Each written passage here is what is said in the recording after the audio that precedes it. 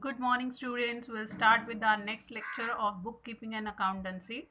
Now, before the exam, we have completed admission of partner. Retirement and death of partner will do after this chapter. We'll do retirement and death. Now, first we'll complete this chapter which I have taken, जो आपको screen पर दिख रहा होगा, accounts for a not for profit concern. Now basically we have two types of concern. हमारे पास दो type of organization है. एक organization वो है जिसका motive है to earn profit, that are known as trading concern, and the other organization which we have, that is known as non trading concern.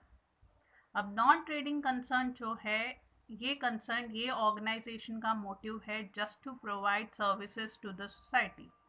उनका motive profit earning नहीं है, उनको प्रॉफिट अर्न नहीं करना है. उनको क्या करना है, सिर्फ सोसाइटी को they want to provide service to the society. Society को सर्विस प्रोवाइड करना है. उनका मोटिव जो है वो प्रॉफिट अर्निंग नहीं है. Okay, now in this chapter will learn about what we are suppose to prepare. उसके पहले ये आज का जो हमारा लेक्चर है उसमें मैं आपको सिर्फ थ्योरी एक्सप्लेन करूँगी. थ्योरी में भी वही एक्सप्लेन करूँगी जो इम्पॉर्टेंट है. जो इम्पॉर्टेंट नहीं है that I will not explain. Okay, तो यहाँ पर सबसे पहले इसका मीनिंग समझ में आना चाहिए हमको. Not for profit concern, there are two types of organisation. One organisation is trading concern, और जो दूसरी ऑर्गेनाइजेशन है वो है non trading concern.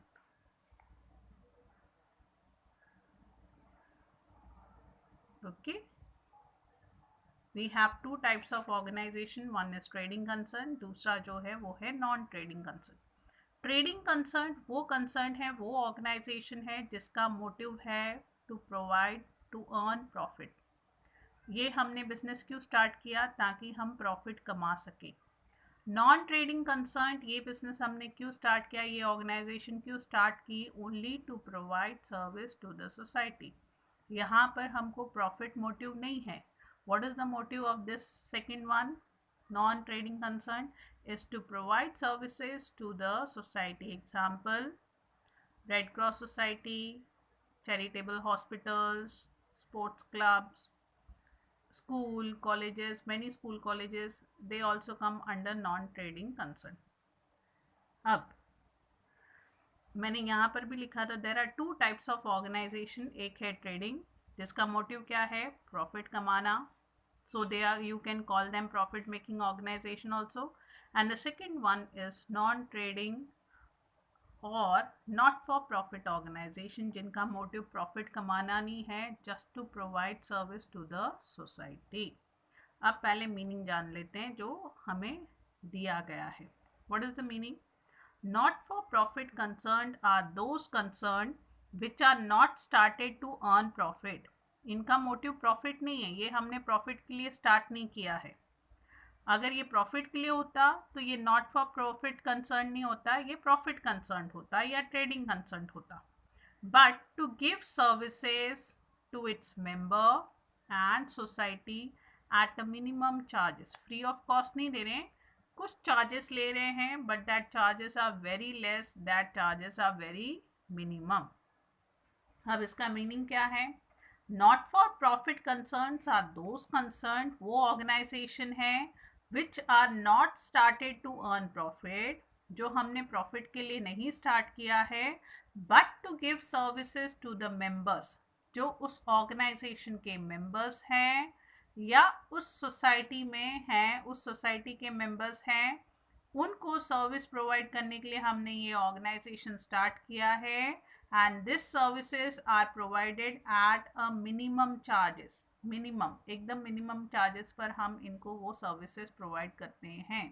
Okay, and यहाँ पर जो मोटिव है नॉट फॉर प्रॉफिट कंसर्न का, वो प्रॉफिट मेकिंग मोटिव नहीं है. वो मोटिव है कि हम अपनी सोसाइटी के लिए, हम अपने लोगों के लिए कुछ कर सकें. We can provide some service to our society और to our people, and that type of organization is known as not for profit concern. Okay, आगे इसके फीचर्स देखते हैं हम. Will see the features of this organisation. Features of not for profit concerned organisation का क्या feature है? पहला, first one is given, the primary objective of such concern is to provide services. इसका ऑब्जेक्टिव क्या होता है? The objective of such concern is to provide services to its member, not to earn profit. सबसे पहला इसका जो motive है, objective है, फीचर है, वो है सर्विस प्रोवाइड करना, प्रॉफिट अर्न करना नहीं है. अगर प्रॉफिट करना मोटिव होता तो ये ट्रेडिंग कंसर्न होता, ये नॉट फॉर ट्रेडिंग कंसर्न या नॉन ट्रेडिंग कंसर्न नहीं हो सकता था. अगर ये नॉट फॉर प्रॉफिट कंसर्न है तो इसका मोटिव क्या होगा? सर्विस प्रोवाइड करना और प्रॉफिट नहीं अर्न करना. Let us see the second feature. The second feature is this concerns are form for promotions of art, culture, education, sports, charity, health, etcetera. ये जो ऑर्गेनाइजेशन है, ये जो कंसर्न है, ये किसके लिए हम फॉर्म करते, किसके लिए बनाते? प्रमोशन करने के लिए. किस चीज़ का प्रमोशन? आर्ट, कल्चर, एजुकेशन देने के लिए, स्पोर्ट्स के लिए, चैरिटी के लिए, हेल्थ के लिए. This all are the example of non profit concern. Now third feature. अब जो थर्ड फीचर है, what is given in the third feature? The member of this concern cannot get dividend. उनको dividend नहीं मिलता है.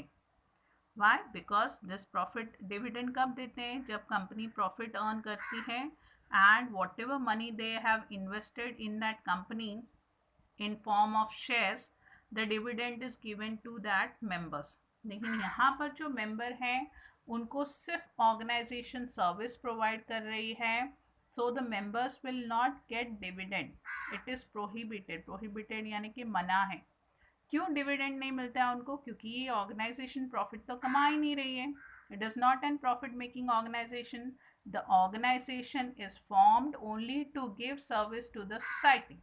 जब वो सर्विस के लिए हमने फॉर्म किया है और ऑर्गेनाइजेशन प्रॉफिट अर्न नहीं कर रही है तो अपने मेंबर्स को डिविडेंड कहाँ देगी? जहाँ तक हमारा सवाल है जॉइंट स्टॉक कंपनी की अगर हम बात करते हैं, वहाँ पर अगर जॉइंट स्टॉक कंपनी अपने शेयर होल्डर्स को, अपने मेंबर्स को डिविडेंड देती, क्योंकि वहाँ पर उस मेंबर ने उस कंपनी में पैसा इन्वेस्ट किया है just to earn profit, just to earn return on his investment, so they are getting dividend. This is an non profit organisation.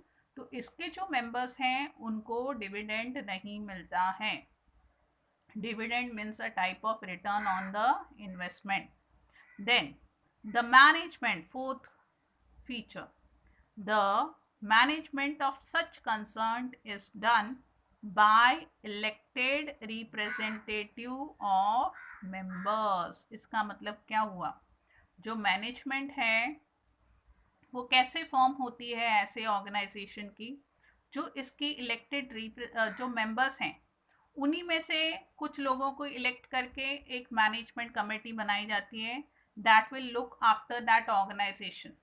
वो ऑर्गेनाइजेशन स्मूथली फंक्शन कर रही है कि नहीं, जिस पर्पस के लिए स्टार्ट किया है वो पर्पस अचीव हो रहा है कि नहीं, that will be seen by this management. और ये मैनेजमेंट कहाँ से फॉर्म हो रहा है? जो मेंबर्स हैं उस ऑर्गेनाइजेशन के उनमें से ही कुछ लोगों को इलेक्ट करके they prepare the management of that concern. And it is governed by the elected members. यानी कि वो जो elected members जिनकी हमने चुनकर मैनेजमेंट बनाई है वो इस ऑर्गेनाइजेशन का सारा काम जो है वो हैंडल करेंगे. Okay. Fifth feature, these concerns prepare receipts and payment account, income and expenditure account and balance sheet. अब स्टार्टिंग में ही हमने पढ़ा कि दो तरीके के ऑर्गेनाइजेशन हैं. एक है ट्रेडिंग कंसर्न, एक है नॉन ट्रेडिंग कंसर्न. जहाँ तक ट्रेडिंग कंसर्न का सवाल है, ये कंसर्न क्या प्रिपेयर करती है ऑलरेडी हम सीख चुके हैं फाइनल अकाउंट में. The trading concern has to prepare final account, that means trading account, profit and loss account and balance sheet. लेकिन जो नॉन प्रॉफिट ऑर्गेनाइजेशन होते हैं, नॉन ट्रेडिंग कंसर्न होते हैं, what they prepare receipt and payment account, income and expenditure account, and they prepare balance sheet. This two are new to you. Balance sheet तो आपने पिछले साल से 11th स्टैंडर्ड से सीख रहे हो, तो आपको पता है balance sheet is an statement. Okay. Sixth feature जो है वो है capital fund is created by such concern. Capital fund is created by such concern. It is made up of. अब ये कैपिटल फंड किस चीज़ का हम बनाते हैं, किस चीज़ को क्लब करके बनाते हैं? Entrance fees, surplus, legacies, donation specially received for capital fund. Capital fund जो है वो नॉन ट्रेडिंग कंसर्न का हम कैसे बनाते हैं अगर कैपिटल फंड नहीं है? From where we will create entrance fees. जो भी हमारे ऑर्गेनाइजेशन का मेंबर बनेगा उसको कुछ ना कुछ मिनिमल फीस देनी पड़ती है, एंट्रेंस फीस. वो एंट्रेंस फीस लेकर भी हम अपना कैपिटल फंड बना सकते हैं. सरप्लस का मतलब है प्रॉफिट. थोड़ी बहुत प्रॉफिट होती है, यानी कि जो भी हम मेंबर से फीस या जो भी इकट्ठा करके खर्चा करके जो भी बचता है वो प्रॉफिट है. वो प्रॉफिट भी हमारा कैपिटल फंड बन जाएगा. Legacy is also one type of income. Donations which we get from other people who donate to our organisation so that we can do our work smoothly. बहुत सारे लोग आपने देखा होगा डोनेशन देते हैं चैरिटेबल ट्रस्ट को, and this all charitable trust are coming under non-profit organization. Okay, specially received for capital fund.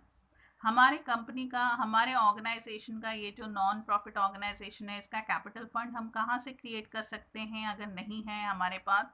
जो एंट्रेंस फीस हम मेंबर से इकट्ठा कर रहे हैं, जो हमको प्रॉफिट थोड़ा बहुत बच रहा है, जो लेगेसी इनकम हम इकट्ठा कर रहे हैं, डोनेशन जो हमें मिल रही है, ये सारे हम जब एक साथ क्लब करेंगे तो will get our capital fund. Okay, now will move further. आगे यहाँ पर हमने वहाँ पर देखा we are suppose to prepare 2 account. One is receipt and payment, दूसरा है इनकम एंड एक्सपेंडिचर अकाउंट. जहाँ तक रिसिप्ट और पेमेंट का सवाल है, this will be given you in the question. ये क्वेश्चन इटसेल्फ में दिया जाएगा. ये आपको क्वेश्चन में रिसिप्ट और पेमेंट अकाउंट मिलेगा, साथ में you will receive adjustment. Receipt और पेमेंट को देखकर आपको इनकम एंड एक्सपेंडिचर अकाउंट बनाना है. It's very simple. Receipt and payment account जैसे मैंने लिखा है, it is a real account. As it is a real account, rule भी वही एप्लीकेबल है. रियल अकाउंट के रूल्स हैं. The rules for real account are debit what comes in,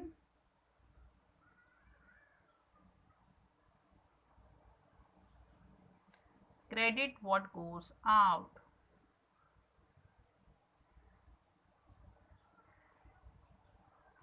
ये गोल्डन रूल हमको रिसिप्ट और पेमेंट अकाउंट में applicable करने हैं.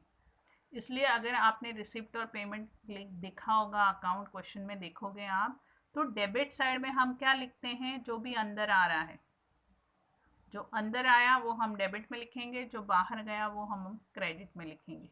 यानी कि debit side will write all income, credit side will write all expenses if you have seen in your receipt and payment. तो receipt और पेमेंट भी वैसे है. जो अंदर आ रहा है, जो हमें मिल रहा है, जो इनकम है, वो हम डेबिट में लिखेंगे, और पेमेंट सारा का सारा हम क्रेडिट में लिखेंगे, because it is a real account. Receipt and payment account is a real account. Therefore real account के ही रूल्स हम अप्लाई करते हैं. यानी कि जब आप रिसिप्ट एंड पेमेंट अकाउंट आप क्वेश्चन में देखोगे, ये हमें प्रिपेयर करने की ज़रूरत नहीं है, ये ऑलरेडी आपको क्वेश्चन में दिया जाएगा. Along with the receipt and payment, you will get your adjustment, or receipt or payment or adjustment, and sometimes in your question they will give you one old balance sheet also. ये तीनों चीज़ लेकर आपको income and expenditure और balance sheet, ये दो चीज़ें prepare करनी है. Sums are very easy. 12 mark का सम है, कंपल्सरी सम है, there is no option in this sum. जैसे फाइनल अकाउंट 12 मार्क के लिए कंपलसरी है, वैसे एनपीओ भी 12 मार्क्स के लिए कंपलसरी है, ऑप्शन बिल्कुल नहीं है दोनों के साथ में। लेकिन यहाँ पर रिसिप्ट और पेमेंट अकाउंट आपको क्वेश्चन में ही दिया जाएगा, साथ में आपको एडजस्टमेंट मिलेंगे या कहीं कहीं पर आपको बैलेंस शीट भी मिलेगी। ये इन्फॉर्मेशन लेकर what we are suppose to prepare, we are suppose to prepare income and expenditure account, but income and expenditure account is a nominal account. जो इनकम एंड एक्सपेंडिचर अकाउंट हम बनाएंगे वो nominal account है, इसलिए nominal account के rules आपको पता है फिर से, लेकिन मैं रिवाइज करती हूँ। नॉमिनल अकाउंट के रूल्स हैं debit all expenses and losses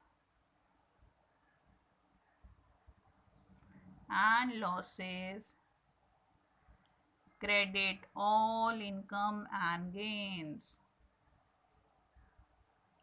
और हमारा जो इनकम एंड एक्सपेंडिचर अकाउंट है वो नॉमिनल अकाउंट है, इसलिए हमको ये रूल फॉलो करने पड़ेंगे।